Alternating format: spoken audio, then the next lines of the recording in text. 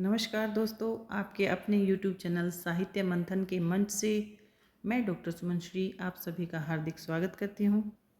दोस्तों, आज हम अपने UGC नेट के पाठ्यक्रम में निर्धारित कविताओं के इस क्रम में धूमिल जी की कविता रोटी और संसद का भावार्थ समझेंगे, उसके शब्दार्थ करेंगे। और यह जो कविता है रोटी और संसद, ये बहुत ही सरल और छोटी सी कविता है, लेकिन ये बहुत ही गहन अर्थ छिपाए हुए हैं जिसके बारे में आज हम चर्चा करेंगे। तो चलिए इस कविता का वाचन करते हैं और उसके मूल अर्थ को जो कवि कहना चाहता है उसके विषय में चर्चा करते हैं। यह कविता बहुत ही छोटी सी है, इसमें केवल 9 पंक्तियां हैं और इसको हम लघु कविता भी कह सकते हैं।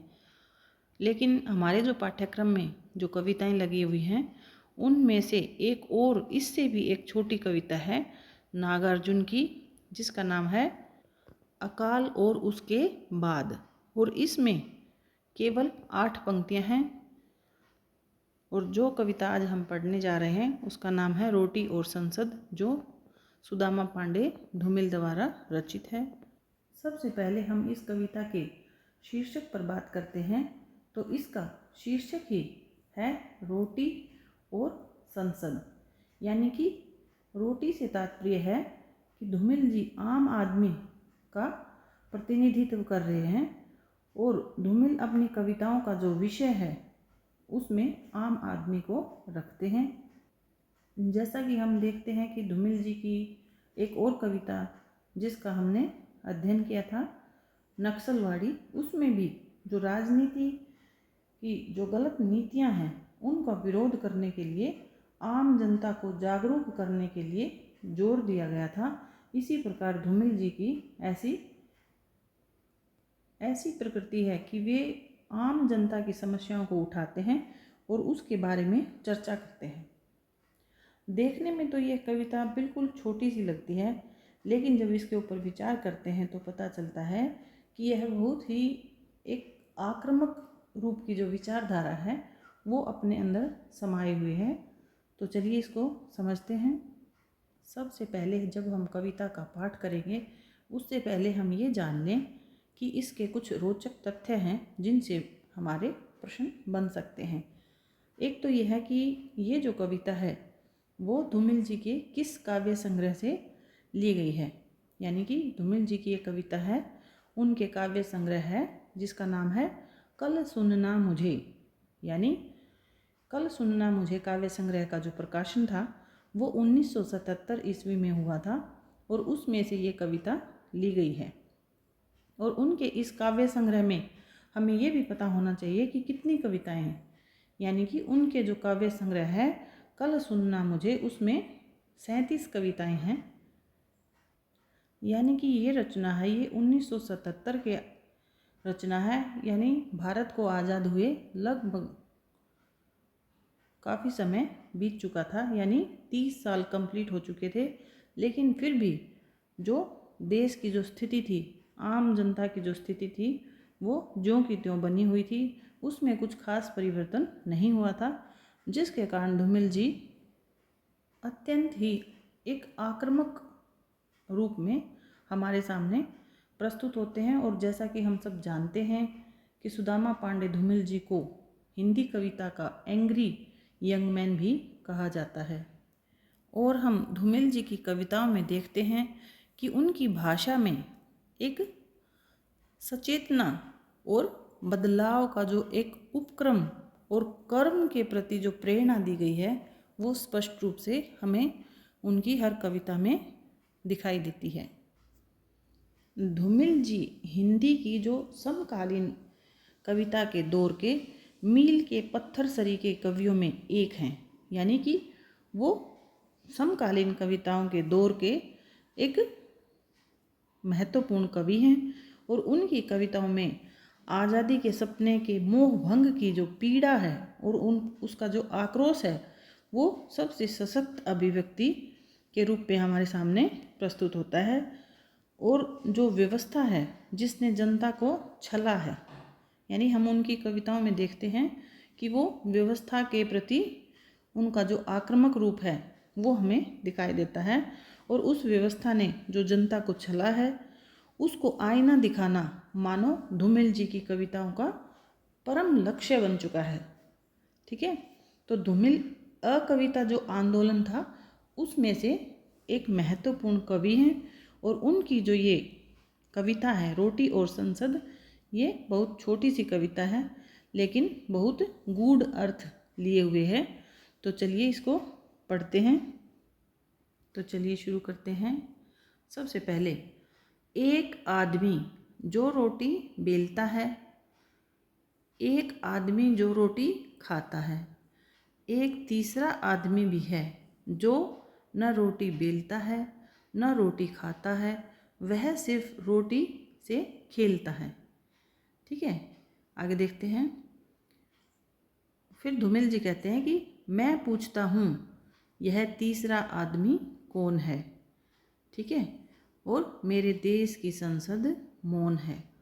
देखिए, इस कविता में भी हम देखते हैं कि धूमिल जी की कविताओं में प्रश्नों के माध्यम से और संवादात्मक शैली के माध्यम से बातों को स्पष्ट किया जाता है, और यहाँ भी उनके सामने एक सभी पाठकों के सामने धूमिल जी एक सवाल खड़ा करते हैं और वे पूछते हैं कि यह तीसरा आदमी कौन है, और इस पर कोई भी जवाब नहीं देता है। और मेरे देश की जो संसद है वह भी मौन है, यानी उसके पास भी कोई जवाब नहीं है। यानी कि कवि है वो देश के आज़ाद होने के बाद भी जो जनता की स्थिति है उसमें कोई परिवर्तन नहीं हो रहा है, इसके कारण अत्यंत ही परेशान है और एक आक्रोश की भावना उनके अंदर है। इसी पर आधारित एक और कविता भी है इनकी, जिसका नाम है 20 वर्ष बाद। यानी ऐसे विषयों को उन्होंने चुना है कि आज़ादी के 20 वर्ष के बाद भी कोई परिवर्तन नहीं हुआ, और ये उनकी कविता का नाम है। अगर ये पेपर में आ जाती है कि 20 वर्ष के बाद किसकी कविता है, तो ये भी धूमिल जी की कविता है। तो इनकी लगभग सभी कविताओं में एक आक्रोश की भावना हमें दिखाई देती है। और इस कविता में एक आदमी रोटी बेलता है, एक आदमी है वह रोटी खाता है, और एक तीसरा आदमी भी है। यानी कुल तीन आदमियों की बात यहाँ पर धूमिल जी ने की है, जिसमें पहला आदमी जो रोटी बेलता है यह किसका प्रतीक है कि ये किसान और मजदूर यानी कि आम आदमी या श्रमिक का प्रतीक है। और दूसरा कौन है, एक आदमी जो रोटी खाता है, यहाँ पर दूसरा जो आदमी है वो उपभोक्ता वर्ग यानी कि जो मध्य वर्ग है उसका प्रतीक है।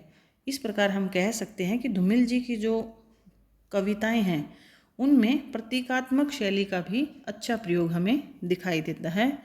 और एक तीसरा आदमी भी है जो न रोटी बेलता है न रोटी खाता है, वह सिर्फ रोटी से खेलता है। और ये जो तीसरा आदमी है इसके बारे में भी जो कवि हैं धूमिल जी वे पूछते हैं कि यह तीसरा आदमी कौन है, और मेरे देश की संसद मौन है। यानी जो तीसरा आदमी है वो जो रोटी से खेल रहा है, ना वो रोटी बेल रहा है और ना ही वो रोटी खा रहा है, वह सिर्फ रोटी से खेल रहा है। यानी इसका कहने का तात्पर्य यह है कि जो पूंजीपति वर्ग है, तीसरा आदमी है, ये किसका प्रतीक है, पूंजीपति का। जो पूंजीपति लोग हैं या पूंजीपति वर्ग है या फिर हमारे राजनेता लोग हैं, इनका प्रतीक है तीसरा आदमी।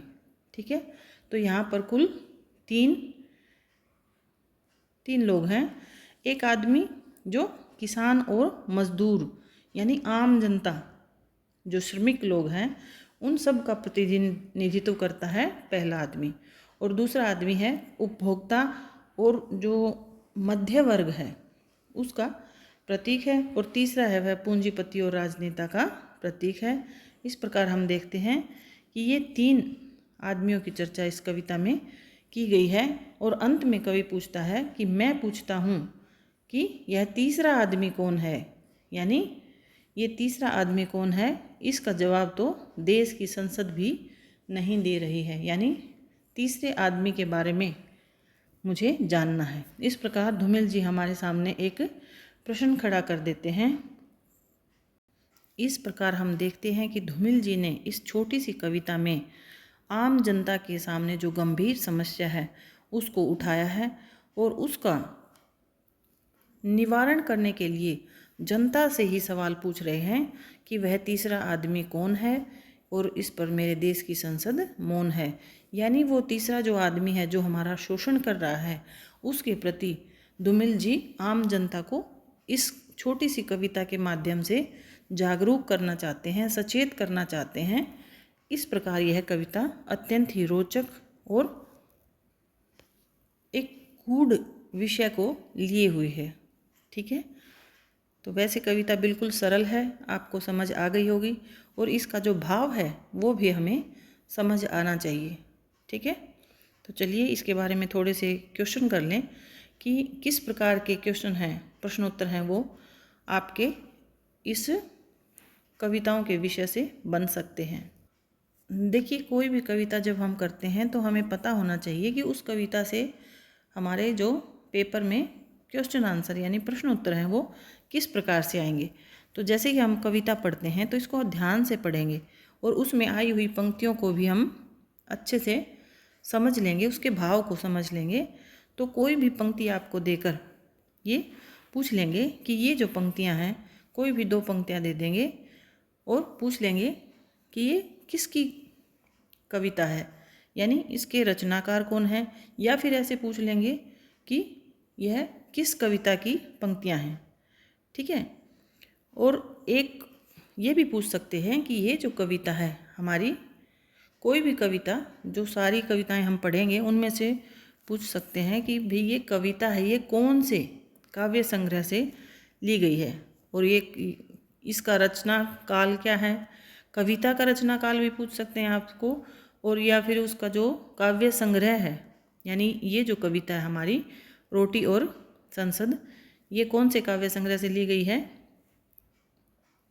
ये हमारी जो रोटी और संसद, एक मिनट, ये जो रोटी और संसद कविता है ये हमारी धूमिल जी का जो काव्य संग्रह है कल सुनना मुझे, ये जो 1977 ईस्वी में प्रकाशित हुआ था उसकी एक कविता है। और इस पूरे जो काव्य संग्रह है कल सुनना मुझे, इसमें 37 कविताएं हैं, उनमें से एक ये छोटी सी एक कविता है। ठीक है, तो इस प्रकार या तो आपसे इसका रचनाकाल पूछ लेंगे कविता का, या फिर उस जिस काव्य संग्रह से वो कविता ली गई है उसका रचनाकाल भी पूछ सकते हैं। और उसमें आई जो घटनाएं हैं यानी जो विषय वस्तु है उस पर भी प्रश्न बनते हैं। जिस प्रकार इस छोटी सी कविता है, लेकिन अगर एक छोटा सा ही सवाल पूछ लें, अगर आपने ध्यान से नहीं पढ़ा होगा तो आपसे पूछ लें कि इस कविता में कुल कितने आदमी हैं, तो 3 आदमी हैं। ठीक है, लेकिन कई बार ऑप्शन ये दे देंगे कि एक आदमी जो रोटी बेलता है ना, बेलता लिख देंगे, दूसरा आदमी जो रोटी खाता है, यानी चेंज करके दे देंगे कि दूसरा आदमी रोटी बेलता है, पहला खाता है, या ऐसे करता है। या फिर ऐसे बोल देंगे कि एक व्यक्ति बेलता है, दूसरा खाता है, एक व्यक्ति रोटी सेकता है लिख देंगे, और एक रोटी से खेलता है। तो बताइए कि कौन सा नहीं है। तो जब हमने कविता को अच्छे से पढ़ा होगा तभी हम बता सकते हैं कि बेलता भी है, यानी एक बेलता है, दूसरा है वो उसको खाता है ना, तीसरा है उससे खेलता है। लेकिन एक जो ऑप्शन दे देंगे इसमें ऐड करके कि एक आदमी जो रोटी सेकता है, तो वो ऑप्शन हमारे इस कविता में नहीं है। ये एक छोटा सा उदाहरण मैंने आपको बताया है। इसलिए किसी भी कविता को जब हम पढ़ते हैं तो उसके हर शब्द को बड़े ही ध्यान से पढ़ेंगे, उसमें कितने पात्र आए हैं, किस विषय पर चर्चा हो रही है। ठीक है, और सबसे महत्वपूर्ण जो आपको हमेशा नोट करके रखना है कि इसमें जो 3 आदमी आए हैं ना, पहला आदमी, दूसरा आदमी और तीसरा आदमी, ये किसका प्रतिनिधित्व कर रहे हैं। ये पूछ सकते हैं कि पहला आदमी है वो किसान और मजदूर का प्रतिनिधित्व कर रहा है, यानी किसान और मजदूर भी दे सकते हैं, या फिर उसका श्रमिक का, या फिर आम जनता का। ठीक है, तो इन चीज़ों को समझना है हमने, किसी एक शब्द को लेकर नहीं बैठना है। यानी उस एक आदमी है वो पहला, वो किसान का भी ये मज़दूर का या फिर श्रमिक का पूछ लें या फिर आम जनता का पूछ लें, तो उसका प्रतिनिधित्व पहला आदमी कर रहा है। और दूसरा अगर पूछ लें कि दूसरा आदमी किसका, यानी उपभोक्ता आ जाए, यानी उपभोक्ता का प्रतिनिधित्व कर रहा है। और दूसरा जो मध्य वर्ग, ऐसे भी दे सकते हैं घुमाकर कि मध्य वर्ग का प्रतिनिधित्व कौन सा आदमी कर रहा है, तो वो दूसरा आदमी है। ठीक है।